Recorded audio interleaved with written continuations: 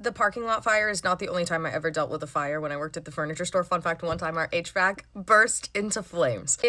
I'm not even joking, 5 minutes before we were supposed to close. I am up at the front of the store when all of a sudden all of the fire alarms start going off, and they are loud, like disorientingly loud. This doesn't usually happen, so I know that this is not a drill. And I also can smell smoke and see smoke coming out of the ceiling. So I immediately start getting everybody out of the store, like my employees, the customers. Most people are walking up to the front anyways because the fire alarms are going off and they can smell smoke. They know that something is going wrong. I say most for a reason because there's one couple who is looking at bathroom vanities in the back of the store and they are not moving. Mind you, there is smoke in the air. Not like a copious amount, but enough for you to definitely notice it. And also the fire alarms are going off and like they are not moving. I start yelling as loud as I can to the back of the store and I'm like, we need to evacuate. Like, come on. I know you guys are back there. Like, get out of the store. There is a fire. Let's go. Finally, I see them turn into the aisle and they're making their way up to the front of the store, but they are going at a snail's pace. There is no sense of urgency in their movement whatsoever. Why are you not moving more quickly?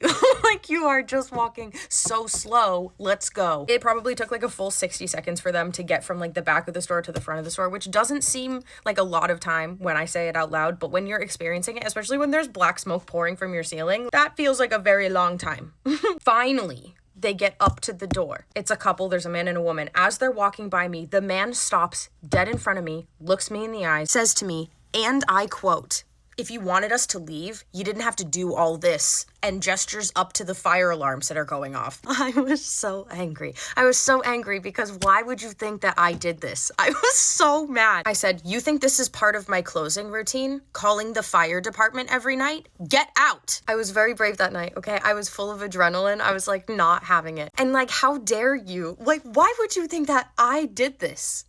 Sorry, are you not seeing the smoke or smelling it? The good news is I follow them outside. They aren't even to their car yet by the time the literal fire truck pulls up. And I'm just glaring at them from across the parking lot because like, I told you. Firemen go in, they clear the building. I asked them, does this have anything to do with the gas leak that we had earlier last week? And they're like, no, actually, it's your HVAC. It caught on fire. I was like, why did it do that? And they're like, well, you see, this is the first day of the year it has kicked on. And so all of the year's worth of dust that has accumulated inside of your HVAC got lit on fire when the heat started up. They're like, it should be done now. It's okay. It's mostly gone by now, so it should be fine. And I was like, cool, so I can go inside. And they were like, yep, by the way, they brought the whole fire brigade. We had this one arrive. They also brought this truck, and I laugh because it's sitting in the Kohl's parking lot, which is funny. Kohl's parking lot mentioned yet again. But yeah, anyways, they clear the building. I go inside, I finish my closing procedure, and I just never stopped thinking about that guy who literally thought that I was doing that to get him out of the store on time. Like, why are people so allergic to leaving a place on time? Get out of my store. And why do you think that I would go to such great lengths as to call the fire department every time that I'm about to close just to get people out of the store? Just get out on your own. And also, don't give me any ideas because I might implement them. I hope that guy's having a really, really awful day wherever he is. Okay, that's it. Love you. Bye.